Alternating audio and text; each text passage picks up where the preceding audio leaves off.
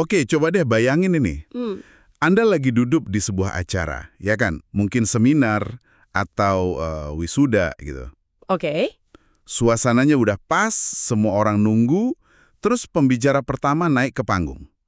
Dan terjadilah hal yang paling kita takutin. Oh, jangan-jangan. Dia mulai dengan, "Selamat pagi, Bapak Kepala Sekolah Smith yang terhormat." Haha, daftar nama itu ya. Betul, Wali Kota Thomas, dan seterusnya. Panjang banget. Rasanya energi di ruangan itu langsung wus, hilang gitu aja. Langsung lemes semua ya. Nah, skenario yang bikin ngantuk ini diangkat langsung dari sumber kita. Dan ini nunjukin satu hal yang krusial banget. Beberapa detik pertama presentasi itu segalanya. Menentukan segalanya. Yap, dan untuk pembahasan kita kali ini, kita bakal bedah tuntas masukan dari seorang mantan penulis pidato Gedul Putih. Dia ngebocorin strategi orang dalam tentang cara merebut hati audiens sejak awal.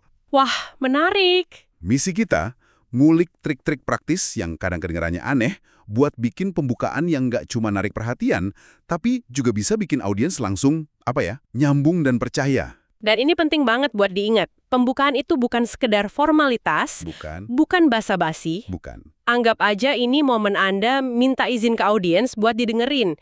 Kalau di awal aja Anda udah gagal, ya udah, Anda mungkin nggak akan pernah dapat izin itu lagi.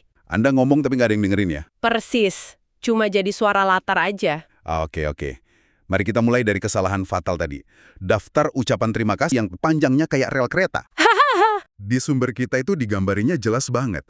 Kenapa sih ini buruk banget? Kan niatnya baik, menghormati orang penting. Nah, itu dia jebakannya. Niatnya baik, tapi dampaknya destruktif. Itu pembunuh energi instan. Kenapa tuh? Pertama, ini langsung ngasih sinyal ke audiens. Oke, acara ini bakal formal, kaku, dan membosankan. Oke. Udah pasang kuda-kuda buat bosen ya? Betul. Kedua, dan ini yang paling fatal, Anda buang aset paling berharga, puncak perhatian audiens. Di 30 detik pertama itu, semua mata, semua telinga tertuju ke Anda. Iya, bener. Tapi Anda malah ngisi momen itu dengan info yang cuma relevan buat mungkin 5 orang di barisan depan. Sisanya, nggak peduli. Sama aja kayak nyetel lagu pengantar tidur di awal film action ya? Nah, analogi yang pas banget. Anda secara nggak sadar ngelatih mereka buat, oke, bagian ini boleh di-skip.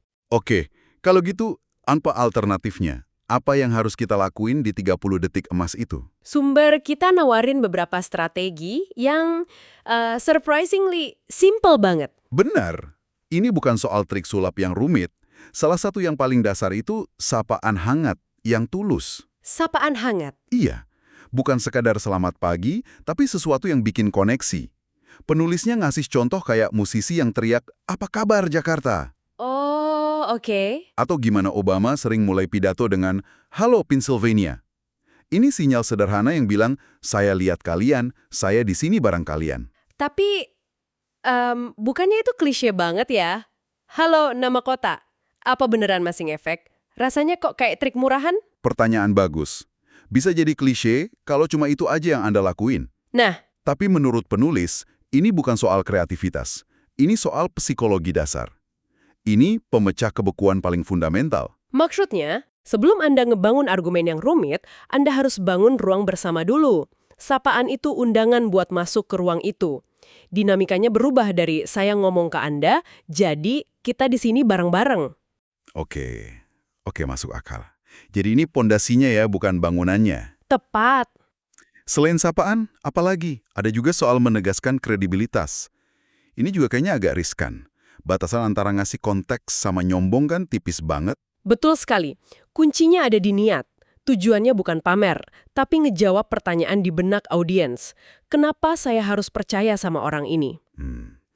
Pertanyaan yang nggak terucap ya. Benar, dengan ngasih konteks yang relevan sebagai seorang dokter pas ngomongin kesehatan, atau sebagai penduduk kota ini selama 30 tahun pas bahas masalah lokal, Anda udah ngejawab pertanyaan itu. Jadi bikin mereka lebih rileks buat nerima pesan kita. Persis. Contohnya kayak presiden bilang, sebagai presiden dan panglima tertinggi, itu bukan sombong, itu penegasan otoritas yang emang dibutuhin. Dan ada satu lagi yang paling to the point. Kalau punya berita besar, langsung sampaikan. Jangan ditunda-tunda. Iya. Contoh pengumuman Obama soal Osama Bin Laden itu kan? Betul. Malam ini saya dapat melaporkan kepada rakyat Amerika bahwa Amerika Serikat telah melakukan operasi yang menewaskan Osama bin Laden. Nggak ada pemanasan, nggak ada basa-basi. Boom! Langsung ke intinya. Kekuatan beritanya itu sendiri udah jadi pembukaan yang paling dahsyat.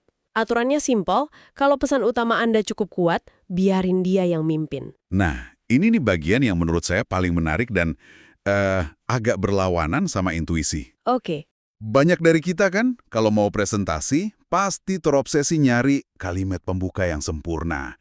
Googling kutipan keren, pengen mulai kayak Steve Jobs, gitu kan? Iya, semua pernah ngalamin. Tapi sumber kita ini, seorang penulis pidato profesional, justru bilang, stop, jangan lakuin itu. Ini nasihat yang sangat membebaskan sebetulnya. Penulisnya ngutip langsung nasihat Obama ke timnya, dan ini benar-benar ngubah cara pandang. Apa itu? Jangan khawatirkan kalimat-kalimatnya. Pastikan ceritanya benar terlebih dahulu, dan kalimat-kalimat itu akan mengikuti. Tunggu. Maksudnya kita nggak usah mikirin kata-kata yang kita pakai. Bukannya itu inti dari nulis pidato? Bukan gitu. Maksudnya, jangan mulai dari kalimat. Mulailah dari struktur ceritanya. Ah, oke. Pidato yang hebat itu sebuah cerita, sebuah perjalanan, bukan kumpulan kutipan bagus yang ditempel-tempel. Jadi kayak bangun rumah, jangan sibuk nyari gagang pintu dulu sebelum fondasinya jadi. Persis, analogi yang sempurna. Kalau alur cerita Anda udah kuat, logis, emosional, kalimat-kalimat yang berkesan itu bakal muncul secara alami, terasa otentik, nggak dipaksain. Oke, ini beneran ngubah perspektif. Jadi fokus ke alur cerita.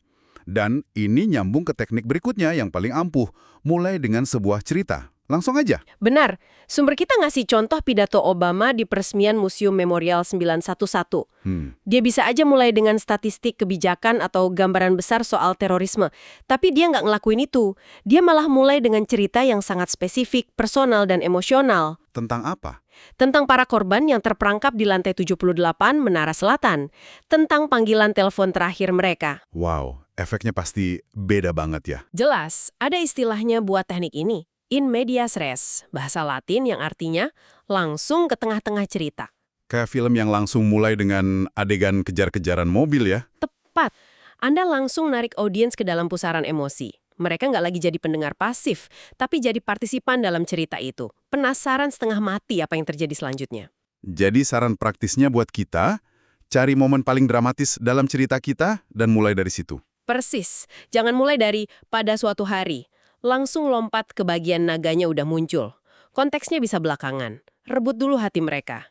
Oke, cerita personal itu ampuh banget. Tapi gimana kalau kita nggak punya cerita dramatis yang pas, atau mau cara lain yang lebih cepat buat nyambung sama audiens? Sumber punya trik itu nih, 3F. Ya, 3F ini jalan pintas yang cerdas. Buat nunjukin kalau Anda ngerjain PR. Apa aja itu? First, foods, then fans. First, itu hal-hal pertama atau bersejarah yang bikin audiens bangga. Foods itu makanan lokal, fans ya tim olahraga lokal. Contohnya gimana? Obama. Pas di New Orleans, dia muji mereka karena jadi salah satu kota pertama yang berhasil ngatasin masalah tunawisma veteran. Di acara Cinco de Mayo, dia ngomongin taco dan churros. Hal-hal kecil kayak gini. Tapi, apa ini nggak terkesan, cari muka atau agak merendahkan? Seolah-olah kita bilang, hey, aku tahu loh makanan khas kalian itu gudeg. Itu resiko yang harus diwaspadai. Perbedaannya ada di ketulusan. Kalau dilakuin dengan canggung, ya bisa terasa gitu. Tapi kalau risetnya bagus dan disampaikannya tulus, pesannya itu bukan saya tahu gudeg, tapi saya meluangkan waktu buat belajar apa yang penting buat kalian. Jadi ini soal nunjukin rasa hormat ya? Tepat. Ini nunjukin kalau pidato Anda nggak standar, tapi dibuat khusus buat mereka. Dan ini berlaku buat bahasa juga ya? Kayak nyapa pakai bahasa lokal? Betul sekali. Pas Obama bilang shalom di Israel atau habarizenu di Kenya, itu isyarat kecil, tapi dampak psikologisnya gede banget. Meruntuhkan tembok formalitas ya? Dalam sekejap. Oke, jadi cerita dan riset audiens itu kunci. Tapi ada satu alat lagi yang sering disalahgunain, bisa jadi senjata makan tuan. Humor. Iya. Kita kan sering dengar nasihat, mulailah dengan lelucon. Ternyata menurut sumber kita, itu nasihat yang sangat-sangat buruk. Nasihat yang berbahaya malah. Kenapa? Karena kebanyakan dari kita bukan komedian. Hahaha, bener juga. Nyoba ngelontarin lelucon yang disiapin itu seringnya berakhir canggung. Atau lebih parah, nggak ada yang ketawa. Garing. Momen hening setelah lawakan yang gagal itu emang mematikan. Banget.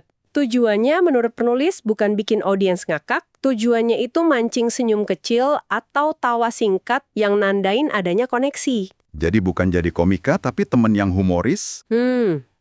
Gimana cara amannya? Cara paling aman dan efektif.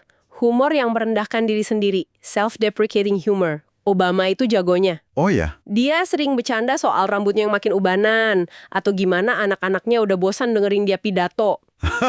Dia bahkan pernah cerita, pas hari diumumin menang Nobel Perdamaian, fokus utama di rumahnya hari itu malah ulang tahun anjingnya, si Bo. itu keren banget. Langsung bikin dia terasa kayak manusia biasa. Tepat. Humor kayak gini tuh nunjukin kerendahan hati. Anda jadi lebih mudah didekati. Audiens mikir, dia sama kayak kita.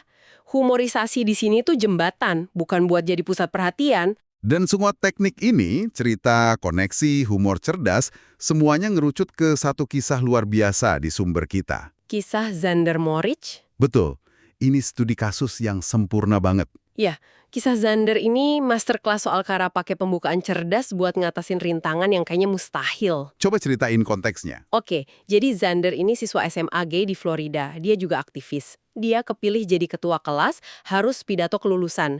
Tapi waktu itu Florida baru aja ngesahin UU Don't Say Gay yang ngebatasin diskusi soal orientasi seksual di sekolah. Waduh, Kepala sekolahnya manggil Zander dan ngelarang dia ngomongin identitas atau aktivismenya di pidato. jadi dia dihadapkan pilihan yang sulit banget ya? Banget. Nekat ngomong, mikrofonnya dimatiin. Nurut berarti dia mengkhianati dirinya sendiri. Pilihan yang ujasna. Terus apa yang dia lakuin? Nah disinilah kejeniusannya muncul. Dia nggak milih salah satu dari dua pilihan buruk itu. Dia bikin pilihan ketiga. Dia pakai metafora yang brilian.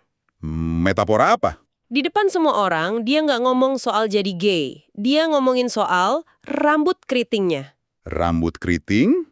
Gimana ceritanya? Dia naik panggung dan mulai cerita. Dulu dia punya rahasia, rambutnya keriting. Dia cerita gimana dia benci banget sama rambutnya itu, nyoba ngelurusin pakai segala cara biar diterima dan gak kelihatan beda. Saya mulai nangkep arahnya. Tapi seiring waktu, dia bilang dia belajar buat nerima dan bahkan cinta sama rambutnya. Cerdas banget. Sangat. Terus dia sampai ke puncaknya. Dia natap teman-temannya dan bilang, akan ada begitu banyak orang yang mencoba meluruskan rambut keriting Anda. Tetapi Anda harus menjadi orang yang membela diri sendiri dan memamerkan ikal itu. Wow. Dan reaksi audiens? Langsung paham, terutama teman-temannya. Mereka tahu persis rambut keriting itu maksudnya apa. Bukan lagi soal rambut ya? Bukan. Itu soal identitas, keberanian jadi diri sendiri, melawan tekanan buat jadi lurus. Dia berhasil nyampein pesannya tanpa melanggar aturan secara teknis. Nggak bisa disensor. Brilliant. Ini puncak dari semua yang kita bahas. Humor dan metafora jadi senjatanya. Dia mulai dengan cerita pribadi, nyambung sama audiensnya, dan pakai humor cerdas yang punya tujuan. Dia mengubah batasan jadi kekuatan. Betul. Pembukaannya itu jadi sebuah tindakan pembangkangan yang puitis. Luar biasa. Jadi kalau kita tarik kesimpulannya buat Anda yang lagi dengerin, intinya apa? Jelas, lupakan daftar ucapan terima kasih yang panjang itu. Buang jauh-jauh, mulailah dengan sesuatu yang manusiawi, sapaan hangat, cerita yang jujur. Pengakuan tulus tentang dunia audiens Anda. Betul, dan kalau pakai humor gunain sebagai jembatan, bukan palu buat cari tawa. Pada dasarnya, pembukaan Anda itu ngatur suasana buat semua yang bakal datang. Ini janji Anda ke audiens kalau waktu mereka nggak akan sia-sia. Ini momen di mana Anda nunjukin rasa hormat, pemahaman, dan nunjukin Anda punya sesuatu yang berharga buat dibagikan. Ini momen Anda dapat izin buat ngelanjutin. Betul. Dan sebagai pemikiran terakhir buat Anda bawa pulang, kita balik lagi ke kisah Zander. Dia pakai metafora rambut keriting buat ngomongin hal yang tabu. Nah, pas Anda nyiapin presentasi berikutnya, apalagi kalau topiknya sensitif atau sulit, coba deh tanya ke diri sendiri. Apa rambut keriting dalam cerita saya? Metafora cerdas apa yang bisa saya pakai buat ngebungkus sebuah kebenaran, biar orang yang mungkin awalnya nolak, bisa nerimanya dengan hati yang lebih terbuka.